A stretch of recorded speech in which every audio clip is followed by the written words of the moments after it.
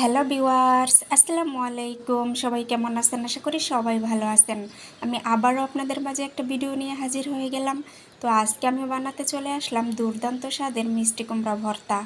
একঘেয়েমি মিষ্টি কুমড়া ভর্তা তো অনেকেই খেয়েছেন, কিন্তু একবার এভাবেই ভর্তাটা বানিয়ে খেয়ে দেখেন, দুর্দান্ত স্বাদের হয়।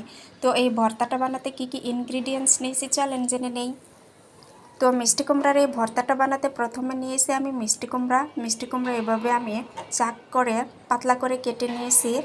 তারপর এখানে নিয়েছি পরিমাণ মতো রসুন কুচি, নিয়েছি পরিমাণ মতো পেঁয়াজ কুচি, নিয়েছি পরিমাণ মতো ধনিয়া পাতা কুচি, আর নিয়েছি হাফ চামচ আস্ত জিরা, হাফ চামচ আস্ত ধনিয়া, হাফ চামচ আস্ত মৌরি, হাফ চামচ আস্ত রাঁধুনি এবং হাফ চামচ আস্ত কালো জিরা, আর স্বাদ মতো লবণ নিয়েছি, 3-4টা শুকনা মরিচ।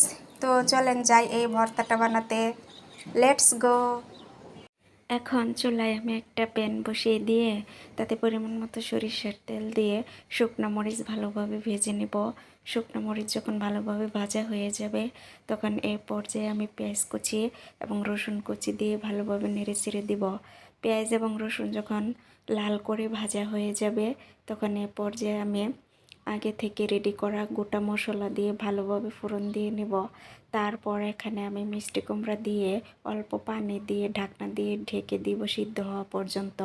মিষ্টি কুমড়া যখন ভালোভাবে সিদ্ধ হয়ে যাবে তখন আমি সবগুলো উপকরণ একসাথে ভালোভাবে মেখে ভর্তাটা বানিয়ে নিয়েছি।